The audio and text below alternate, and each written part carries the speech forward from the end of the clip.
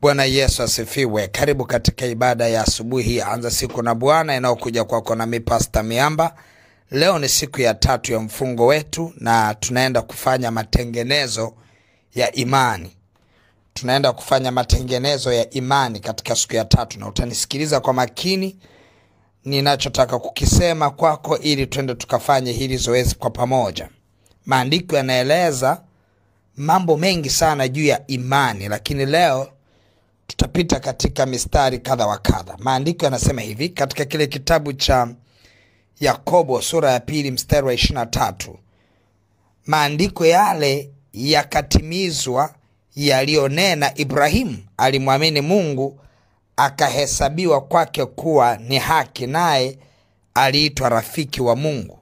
Tunaona katika mfungo wa leo tunafanya matengenezo ya imani zetu, ambazo imani zetu zinatupa milango iliyofunguka kutoka kwa Bwana kupokea, kwa sababu imani ni daraja. Sasa tunaona maandiko yanaeleza Ibrahimu alipokea kila alichostahili. Alistahilishwa kupitia imani. Maandiko yanasema kila alichokiamini ndicho alichostahili, ndicho kilichokuwa haki yake. Kwa hiyo imani ndio inayotupa kustahilishwa kuwa wamiliki wa kubeba baraka fulani sawa sawa na tulivyoamini. Maandiko yanaeleza kwa habari ya kumwamini Mungu na kufanyika jambo lile kuwa haki. Sasa utanielewa kwa nini tunaongea haya, halafu baadaye tunasema ni ibada ya matengenezo ya imani zetu. Unakuta katika kumwamini Mungu na kuhesabiwa kuwa haki juu ya kila ambacho tumekiamini, inaweza ikaenda kinyume, kwamba usipomwamini Mungu unaweza ukafanyika kutokuwa haki ya jambo fulani. Mfano, ukimwamini Mungu juu ya uponyaji unakuwa haki yako. Uponyaji unakuwa haki yako. Usipomwamini Mungu katika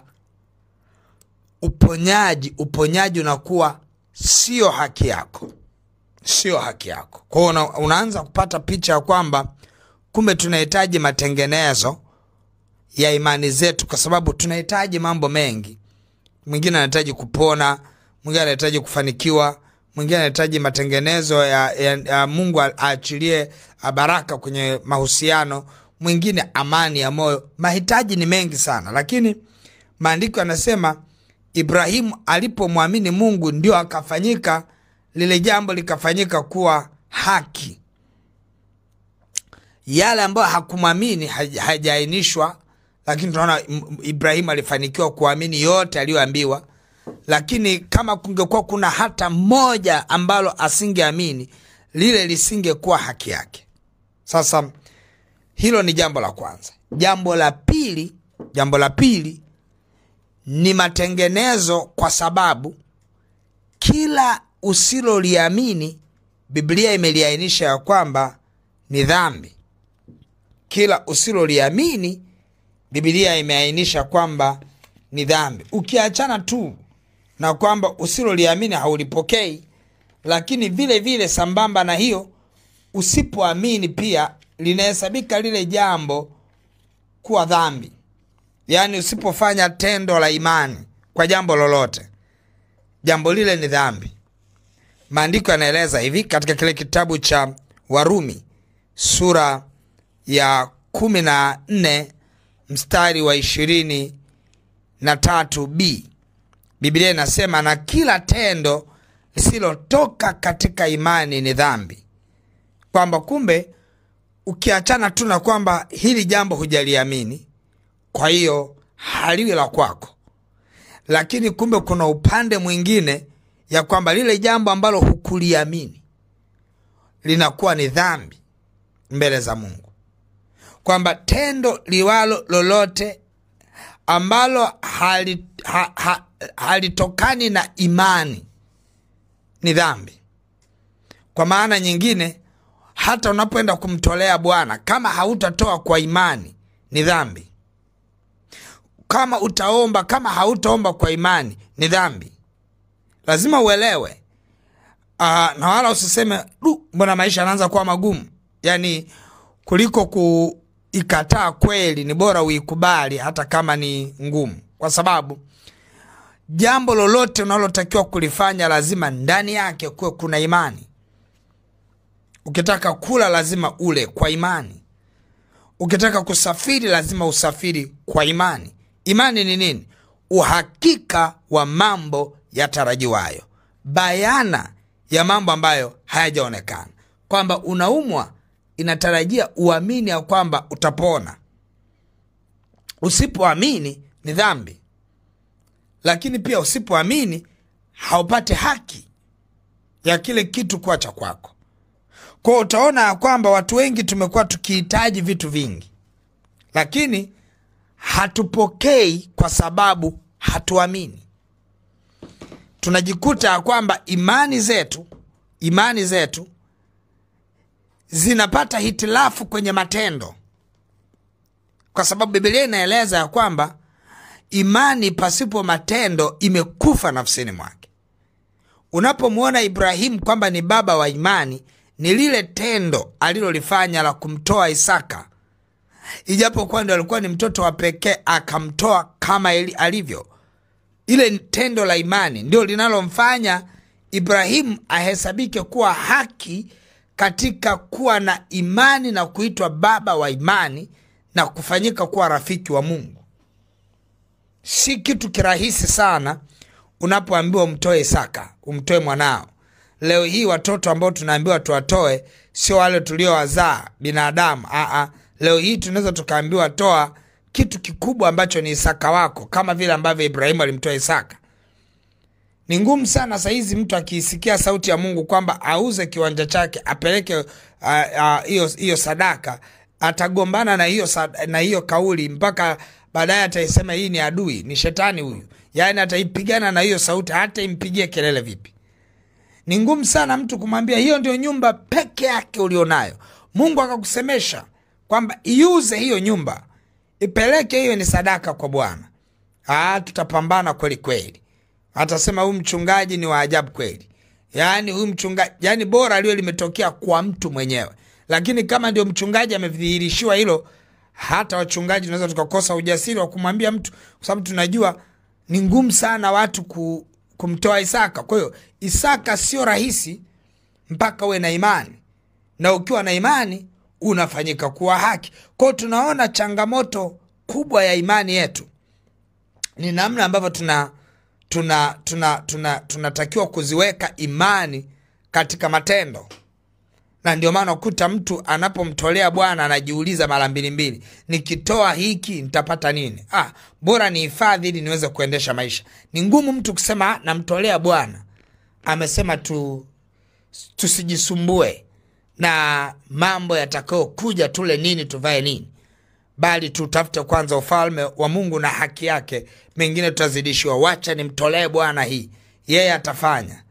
Mtu wa namna hiyo akiweza anakuwa ni haki, anafanyika haki ya baraka. Akishindwa, namba 1 anapoteza haki, namba 2 anakuwa chini ya dhambi.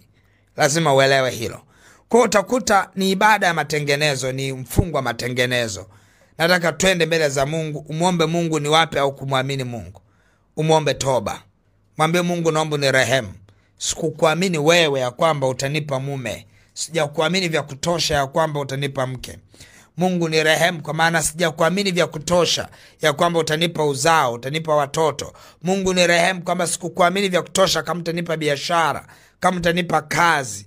Mungu ni rehemu, sikukuamini vya kutosha. Sasa kwenye swala hili la kutokuamini na changamoto zake, namba 1 unaomba toba. Lakini namba 2 unaenda kumwomba Mungu. Unaenda kumwomba Mungu akuongezee imani. Akuongezee imani. Tunaona hata mitume walimuomba Mungu, wakamwambia Mungu tuongezee imani. Ukisoma katika kile kitabu cha Luka sura ya 17 na ule mstari wa 5 utaona mitume na wao wanaomba. Biblia inasema mitume wakamwambia Bwana, tuongezee imani. Sasa hapa unakuta kuna vitu ambavyo walikuwa kiviomba ongezewe imani. Watu wanaweza ukajiita una imani, mimi Pastor Miamba na imani, ama wewe kwa jina lako ukasema mimi na imani. Lakini imani ambayo mitume walikuwa wanaiomba hapa haimaanishi hawakuwa na imani. Waliomba kuongezewa imani ili kupata vitu vya juu zaidi. Pia tunavyoenda kuomba toba siku ya leo, inabidi tuende mbele za Bwana tumuombe toba. Lakini pia tutaenda kumwomba Mungu atuongezee imani. Kwa sababu unaweza kuwa una imani ya jambo moja lakini usiwe na imani ya jambo jingine. Sasa wewe huwezi ukaambiwa wewe sio mtu wa imani. Wewe ni mtu wa imani lakini unaliamini hili, lakini hili limekuwa ni changamoto, unahitaji kuongezewa imani. Unaweza ukaamini ya kwamba Mungu anaweza kukuwezesha kununua simu, lakini kununua pikipiki, kununua gari inaweza ikawa ni ngumu sana. Kwa hiyo ni lazima mtu aombe kuongezewa imani juu ya jambo lile ambalo analitamani, lakini hiyo imani haipo. Kwa utanielewa bado kwamba hii ni mfungo wa leo, ni mfungo wa matengenezo. Tunaenda kumwomba Mungu atutengeneze katika imani zetu, namna ambavyo tunatakiwa tumwamini yeye. Katika matukio fulani kuna mambo ambayo tumemwamini, lakini kuna mambo ambayo bado hatujamwamini. Kwa hiyo tunaenda tunamwambia Bwana Yesu, mahali hapa ambapo hatujaamini, ninaomba uniongezee imani. Kuna watu ambao wamekata tamaa. Unakuta ameshapita kwenye mapito mengi ya mahusiano, imefika kipindi anaamua kukata tu tamaa, kusema litakalo kuwa na liwe. Hiyo hapo tu ni dhambi. Lakini pia unakosa haki. Lakini mtu mmoja aombe toba endapo kama amekata tamaa. Kukata tamaa ni kutokuwa na imani. Unaomba toba ikiwa kuna jambo fulani limekuogopesha. Unaomba toba, ni maombi ya matengenezo ili imani zetu zitengenezwe. Lakini unaenda kumwambia Mungu, naomba niongezee imani. Kwenye kona hii nimepungua, ninahitaji msaada wa kuongezewa imani. Lakini pia unaenda kufanya matendo ya imani. Unafanya matendo ya imani. Kama Mungu anakusemesha ndani fanya jambo fulani, usijiulize mara mbili. Mungu anaweza kukuambia toa kitu fulani, usijiulize mara mbili. Au Mungu anaweza kukuambia toa kiasi fulani, usijiulize mara mbili. Jifunze kupambana na imani kwenye kona ya matendo. Narudia, jifunze kupambana na imani kwenye kona ya matendo, kwa sababu pale kwenye matendo ndipo penye kupokea. Kwenye matendo ndipo kwenye kupokea. Hauwezi ukaikamilisha imani bila matendo. Kwa matendo yanatambulika kama ndio ukamilifu wa imani. Kwa tutaenda kumwomba Mungu atukamilishe imani zetu, atukamilishe imani zetu kwa matendo. Atukamilishe imani zetu kwa matendo. Na tutakapoenda kumwomba Mungu atukamilishe imani zetu kwa matendo, maana yake ni nini? Tujiangalie ndani yetu ni wapi tunapungua kwenye matendo. Mtu anaweza akawa anamwamini Mungu, lakini akiambiwa fanya tendo fulani. Mfano, mtu mmoja anakuja anauliza, mchungaji, nilikuwa natumia dozi, je, niache dozi? Hiyo tendo la imani halitokei kwa mchungaji. Tendo la imani linatokea kwako. Kama ndani yako unaona imani imeumbika ya kuweza kuacha dozi unayoitumia, then iache kwa sababu ya imani iliyo ndani yako, kwa matendo ya imani yanayotokea ndani yako, si kwa ajili ya matendo ya imani ama maelekezo ya mchungaji. Kwa tutaenda kuomba fanya matengenezo. Tutamwambia Mungu katika mfungo wetu wa leo tutengeneze katika imani, tusimame katika imani, halafu tutende matendo ya imani. Ukiwezekana fanya jambo la imani, tendo la imani ambalo litaenda kumdhihirishia Mungu ya kwamba wewe unaanza upya. Kwa hiyo tengeneza matendo ya imani. Kuna watu hawakumwamini Mungu, hawakuhesabiwa haki, wakahesabiwa dhambi, wakakosa hadi walivyokuwa navyo. Lakini utakapoenda kufanya matengenezo, utaanza kuona unawaza sawasawa na Mungu, unatembea sawasawa na Mungu, hata kutenda unatenda sawasawa na Mungu. Biblia inaeleza kwamba imani chanzo chake ni kusikia. Ili uweze kuimarika katika matendo ya imani, pia imarisha hali yako ya kusikia. Sikia sana neno la Kristo. Kwa tunaenda kumwomba Mungu atuimarishe katika imani, na hii ndio ibada yetu ya leo ya mfungo wetu wa siku ya 3. Nataka tuende mbele za Bwana. Baba mtakatifu, katika jina la Yesu Kristo wa Nazareti, ninakushukuru sana kwa neema na rehema. Asante kwa mkono wako wenye nguvu unaotupa kuyajua mambo yote, unatufundisha na kututia nguvu. Baba, nakuja mbele zako nikiomba kwa ajili ya kuimarishwa katika imani. Baba, ninaomba kwa ajili ya mfungo wa siku ya leo, ambapo Mungu unaenda kutupa siku ya matengenezo ya imani yetu. Baba, ninaomba mahali tulipopungua, tunaomba sawa sawa na mitume alivyoomba, utuongezee imani. Baba, ninaomba mahali ambapo tulikosa kufanya matendo ya imani, utusaidie tuweze kufanya matendo ya imani. Katika jina la Yesu Kristo wa Nazareth, Baba, tupe nguvu, tupe neema, tusaidie, tuwezeshe katika imani, tuwezeshe katika matendo ya imani. Utukamilishe tukaweze kuyafanya yale matendo ambayo wewe Roho wa Bwana utahesabu kama ukamilifu wa imani zetu. Baba, ninaomba neema yako, lakini nikienda kinyume na nguvu za giza zinazozuia matendo ya imani, roho zidanganyazo, uharibifu wa kila aina, tunaubatilisha leo katika jina la Yesu.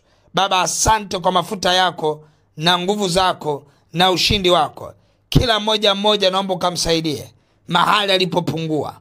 Umtie nguvu Bwana, umuelekeze mahali alipopungua katika imani, ili akapate kusimama sawasawa, katika jina la Yesu Kristo wa Nazareth, Mungu aliye hai. Amen, amen, amen. Mungu wangu akubariki sana. Kwa hiyo utaenda kuyafanya matendo ya imani. Kama ni kufanya jambo lolote, hata sadaka yako, kuanzia leo toa sadaka kwa imani. Utakapoanza kutoa sadaka kwa imani, utagundua kwamba utaanza kutoa sadaka zenye ubora, kwa sababu sadaka yote inayotolewa kwa imani huwa imebeba ubora ndani yake, na utajikuta unaendelea kupatana na Mungu. Biblia inasema Ibrahimu kupitia kutoa kwa imani akawa rafiki wa Mungu, na wewe utaanza kuona hali ya urafiki na Mungu inaanza kudhihirika ndani yako. Kwa hiyo Mungu wangu anapoenda kukubariki siku ya leo, endelea tena kusimama. Fanya siku nzima ya leo, wakati unaimarisha imani yako, fanya matendo ya imani. Fanya matendo ya imani ambayo yatakusaidia. Fanya matendo ya imani ambayo yatakusaidia kuikamilisha imani yako, ili uweze kuendelea kuwa mtu wa haki. Mungu wangu akubariki. Basi utashika sadaka yako kwa imani. Utashika sadaka yako kwa imani. Utaiachilia hiyo sadaka kwenye ile lipa namba M-Pesa ambayo ni 577876 au namba za mawasiliano 0713842123 au 0744982517. Mungu wangu akubariki, na siku njema na mfungo mwema. Amen.